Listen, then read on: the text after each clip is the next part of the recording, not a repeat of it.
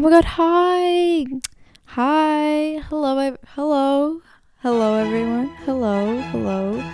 If you are here today, then you are witnessing a historical moment. Let me tell you that. This is a moment of culture. This is a change in time. If you are returning to watch another one of my book videos, thank you so much. I'm so happy to see you here. If you are new, then well, I have sort of sad news for you, because this video will probably be the last of its kind. A quick recap for the people who don't know, a bit uncultured of you guys, but for the last year and a half, I have been making videos at the end of every season about all the books that I read and reviewing all of them. First of all, I like to read a lot, and I love doing it. I love literature, and I love talking about the books that I read. And I also used to read a lot of books. So I would just have a lot to say, because I would have 20 books per video. So it was just a lot to cover. But there's a change in my life, which is that I've decided to stop No, not stop reading. Don't be scared. Don't be scared. It's okay. I'm okay. Everyone's fine. No one died. It's okay. Quality over quantity is what I'm trying to say here. I want to read more interesting books and take my time, rather than constantly try to meet deadlines and try to zoom and speed through books, because I don't want that. I want to take my time, and I want to really absorb what I'm reading. I want to really let everything sink in. So that's why I've decided to spend more time just reading books, and maybe reading more nonfiction books. And this doesn't mean that I will stop reading. It's just that I will take more time, and I will probably stop making these videos, because I feel like it would be boring to watch a video where I talk about one book that I read in the whole season. But I am thinking of changing the format into something else, because I still want to talk about literature, because it's something I enjoy so much. So I want you to guys please comment underneath the video. How would you like me to change this? I would like you to tell me, how would you like to watch this content? Does this even interest you in the first place? Because I have a whole Instagram, which is kind of a secret account, by the way. So it has 0 followers, but I've been doing it for a pretty long time. But it's basically an Instagram account where I post all the bookstores that I go to. So maybe I should start posting on there about all the books that I read, or maybe I should post on my real Instagram, or maybe I should post it on YouTube or on TikTok. Maybe I should make short videos, like TikToks, about the books that I read. I don't know. Let's see what we can do with this format. I think I might still make videos about my favorite books, or if there's a particular book I want to discuss, I would still talk about it, but it just wouldn't be the same format of me talking about all the books that I read each season. But don't be sad. You can always go back and rewatch the old ones if you want to, or if you haven't seen them yet. I like them a lot. I think they're very fun. And so today would be the last of its kind. So this is kind of a historical moment. It's kind of getting emotional. We've done so many great things here together. We've discussed so much meaningful and not so meaningful literature. So now, without further ado, let's start. Just like always, ranking all the books that I read this winter from worst to the best. Whatever you think the opposite, by Paul Arden. So this is one of those books that I read just to meet my reading challenge at the end of last year. I was really hurrying. I was really scared, but I did make it though. I got to 60 books. This book was all right. It was a pretty fun book. For those who don't understand, it's basically a book about marketing and how you can change people's opinions. And it's just a really fun book. If you want to skim through it, there's a lot of fun pictures and quotes, and it's just a fun book. That's all I can say. It was a really quick read. You can read it in one sitting. There's barely anything to read in it anyways. You can see all the fun things you can do with marketing. So if anyone is actually interested in marketing, I would recommend reading this. But it pains me to say this, but Sally Rooney is next.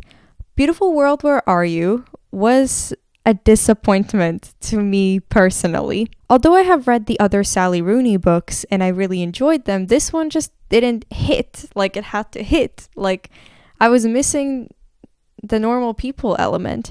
Well, actually, what I was missing was purpose. It had the Sally Rooneyan writing, it had the whole aesthetic and the whole vibe of sort of nothing really is going on, but everything is going on. You know what I mean? Like, but something I felt like the other books had was a sort of purpose, like a direction that the story was going in. And to me, throughout the whole book, I genuinely felt like I was just reading a draft, like an unfinished idea. I never actually understood what was the goal of this. What were we trying to say with this? What was the purpose? Why did we need this? And usually, I actually quite like books that don't have anything much going on because you get to just really feel the atmosphere.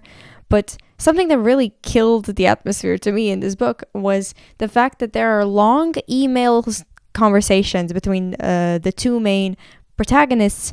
They send emails to each other, and basically every few pages there is another like long email they have sent to each other, and those emails usually have nothing to do with the actual plot of the book, and they're just like these rumblings and these ruminations of deep thought, some analysis. I just didn't care for them. I didn't find them interesting. I didn't feel like there was any particularly interesting political analysis or like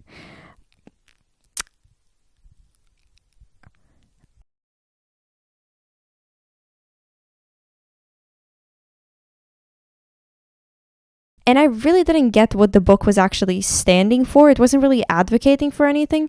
So, although you can, of course, make a point that it's just like how the modern world is, everyone's just yapping about random things just for the sake of yapping.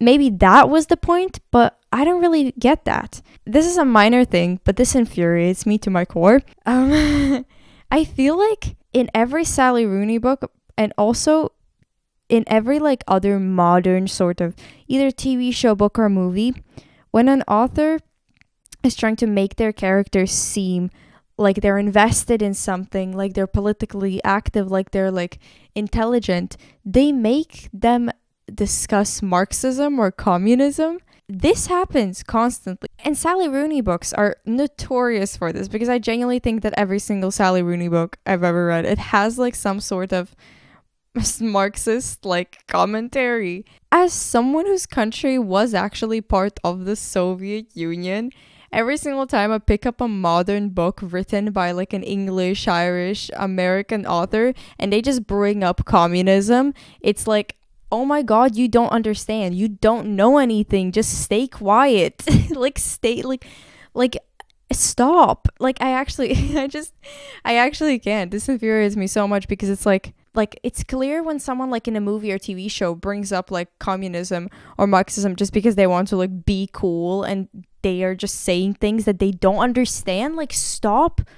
Just I it just annoys me so much because it's like sometimes people really don't know what they're talking about, and sometimes people make political commentary that has nothing to do with the actual state of the book or the world, and they just want to say it for like saying it, but that doesn't change anything and that doesn't make a cause. They're not fighting for anything, they're not advocating for anything, and that's something that just annoys me. So yes, thank you. Those were my thoughts. Let's move on to the next slightly better book. I mean, this is all just my opinion. You guys are free to disagree. I would actually encourage you to disagree with me sometime because I say a lot of things. A lot of things. Don't Let the Forest In is one of those books that you see and you think, wow, this book is for me. I have to read this. This is perfect for me. There's dark academia. There are queer characters. And then you start reading it and you're like, why am I kind of not feeling it? And that was the experience I had with this book. And on paper, you know, on paper, like, you know, like a book. Funny, right? On paper, this should genuinely be a book I really enjoy. Like, the plot was very nice and very interesting. So I'm not sure if the reason why I disliked it is just personal or do other people also feel like this. I feel like the story was very interesting. The story was very dark academia. So if anyone is looking for something like that, go ahead. The plot follows two senior boys in a private boarding school. sounds interesting already, doesn't it? And there's a lot of interesting twists and turns. That's one thing I can say. This author really, the story arc and the plot twists are really good. Like, those were really good. Something I didn't like was the language. I read Goodreads reviews that said that they really liked the language in this book, that they thought that it was beautiful. And I am happy for those people, but I am not one of them. I am not one of them. The book used a lot of figurative language, and it was very like teenage and angsty to me. Like it was like all the language was along the lines of like, my heart was a fortress and he broke it and it turned into a castle of glass crumbling, or it was something like that, like all the time. And one thing I've also noticed about like newer books is that a lot of like authors or stories, to me, like the ones that are written like in the age of TikTok and that are promoted on TikTok mostly, really have this aesthetic, this Pinteresty aesthetic. A lot of literature right now feels this need to be aesthetic and picturesque and pleasing, which is nice to an extent, but sometimes it just really feels like it's going out of its way to just meet a specific Pinterest board, which sort of stands in the way of the actual story and the actual authenticity of the book, because it's just trying to like meet a specific box of aesthetics and vibes and target like a specific audience of like dark academia fantasy readers. Maybe it's a bit far-fetched and it's not that deep, and maybe it's just a young adult book and I'm not accustomed to reading young adult books, so maybe that's the problem. The Happy Place, Emily Henry. This was my first Emily Henry book that I had ever read, and I think this was a pretty good choice as my first read. It was low-key exactly what I expected it to be. I wanted to read this book because everyone was sort of talking about Emily Henry as like the new queen of writing romance books, and since she had gotten so famous, I felt like I had to read at least one of her books, and overall, it was good. Like, what can I say? The vibes were nice, the characters were very fun and vibrant, and you can read it and giggle. Like, it's like a nice book. And the plot is about a couple who have broken up, but they don't want to tell their friends and family members because they have this summer vacation that they go on every year, and they don't want to ruin the vacation for their friends, so they don't tell them. And obviously, I feel like you can guess something's gonna happen. Like that can't really. Well, I mean, I'm not going to tell you anything more, but I feel like we all know what's going to happen to this couple who are pretending that they're together, right? I love the summer vibes. I felt like the characters were great. The writing was pretty good. It was a good time overall. Like, I have literally nothing else to say about this. It's a good book. After Dark by Murakami. This could genuinely be one of my favorite Murakami books. I have read like 2. But I really liked how short and concise it was. And there's something so fascinating about this experience of just being pulled into this night Tokyo City world with all these characters. And something Murakami is a master at is picking these very interesting storylines and giving them these twists and connecting all of these different characters together. And I love a book that has a theme and that has this one overarching idea, and the idea of this book is literally after dark. So the whole book is just focused on one singular night, and all of these different characters basically explores all the stories that bloom in the nighttime in Tokyo. And I loved it. It was great. Okay, we're starting to get into the top 3. Desert Flower, written by Viz Diary, a Somali model from the 90s, is one of those biographies that you read and are in absolute disbelief that this is a story from real life. If I would have to pick one word to describe this book, it would be courage, and how courageous Viz Diary is. And it's just like, you can, the whole time you're reading the book, she just does the wildest, most brave and courageous things, and you just can't take your eyes away from it. And that's what makes this book so interesting. It depicts her whole life from her childhood in the Somali desert to moving to England to learning English to starting like a career all alone without no money and just living in England all alone with no money, no resources, not knowing anyone. And the cornerstone of this book, I would say, is FGM, female genitalia mutilation, which is this horrible practice that I had genuinely never heard of prior to reading this book. And I was like so shocked that I've been so like uneducated about this. I genuinely did not know that this was happening. And I was in shock. I was gagged. I was like, what the actual fuck is going on?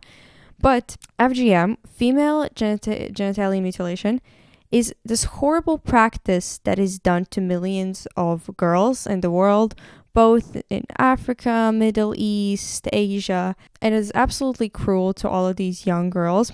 And Rose Derry herself is a survivor of FGM, and she is a fascinating person to me because in the late 90s, she abandoned her modeling career and became a UN ambassador, focusing on the elimination of female genitalia mutilation. And now she travels the world speaking out about this issue, fighting for the end of FGM, and just speaking to girls all over the world and helping them. And I was in such a shock because of this, because I was like, how is this something we don't like know? How is this something like we're not talking about all the time? It just feels so crazy to me, and I don't know. I was just shocked, genuinely. So, book number 2, this is Hamnet by Maggie O'Farrell. This book has been spoken about quite a lot. A few years ago, I heard quite a lot of people speaking about it, and finally I also read it. Hamnet is a work stemming from the author's interest behind Shakespeare's family, because there's very little to none known about them, and especially about Hamlet, which is the very popular play written by Shakespeare. And Shakespeare had a son named Hamnet who died. And what I really enjoyed about this book is that it let Shakespeare, who is, usually the famous one who everyone speaks about, sort of fade into the background.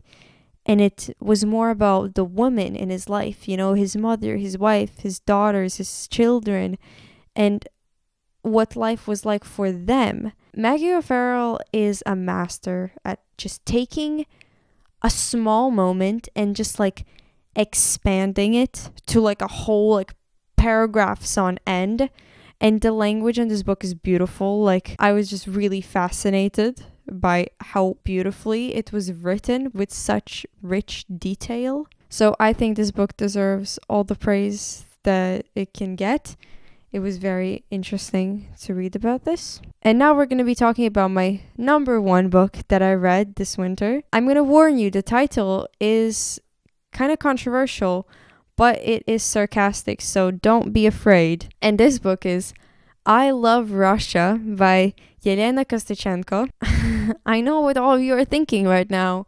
I know all of you are like confused. Let me explain what the plot is first, okay? So this is a non-fiction book written by a Russian journalist who has spent more than a decade writing about the life in rural Russia and basically telling all of these stories that often go unspoken about the Russian reality. And it actually demonstrates the real Russian reality and how it's often being erased and silenced. It shows the fascist life created by the Russian government. It shows the nation's flaws and issues from within, internally, and its issues externally. So it depicts also the invasion of Crimea in 2014 by Russia. The book tells both about the journalist's life and collects all the reports and articles she had written. This is genuinely one of the most unbelievable, fascinating, and just shocking things I've ever read. When you read this book, it feels like you're reading a dystopia. We really don't know what life in Russia is like. And although I live on the border with Russia practically my whole life, I have this feeling like I know what it's all about. Like I know what the reality there is. Like I know what the people are thinking. But reading this has really left me at the loss of words to describe what life is truly like there. And it's a very dark book to read. The reality is dark. It's dim. There is zero perspective. And it really feels like there's zero purpose in life. And this book also ends on this note where you really feel like, wow, publishing this may genuinely change the author's life forever, because we don't know if she's going to be able to stay in her homeland and her motherland and continue critiquing it and writing about it, since so many people around her are getting silenced, like other journalists, and so many protesters are constantly being silenced. And it basically just focuses on all the people in this huge nation who are just being brutally erased. And there is opposition to the government, but that is just being ignored. And I feel like a lot of people hear the title and they immediately jump to conclusions of being like, oh my god, this is a pro-Russia book, and in its core it's definitely not. It depicts the terrible things the Russian government has done to ethnical minorities in Russia and to Ukrainians and to their own people and their own soldiers, like people with mental disabilities. And it's just a fascinating book overall to read. It's a sad book to read. There's zero positivity in this whole book, I can tell you that. But it's absolutely mind-blowing. On this very dark note of this very dark book, we will be finishing this video. But I also feel like this should be spoken about, especially now when Ukraine is fighting for their freedom, and they're forced to be dealing with terrible dictators like Putin who don't care about freedom. I feel like we should all be reading this if we really want to understand what the Russian mindset is like. And I also feel like we all should be reading more books that inspire critical thinking and make you really reflect on the world and the reality that we live in. Although the reality we live in currently is quite dark, we have to go through it and we have to sort of do something about it. Thank you for being here. Thank you for watching all the other videos about all the other books that I read. Slava Ukraine, Geroyam Slava. And I'm gonna see you soon. I really hope so. I'm planning to maybe make some more videos where I just sit down casually and share some of my thoughts on things and just yap, because I want to. Go read some books. That's the most important thing. Go read some books. And thank you.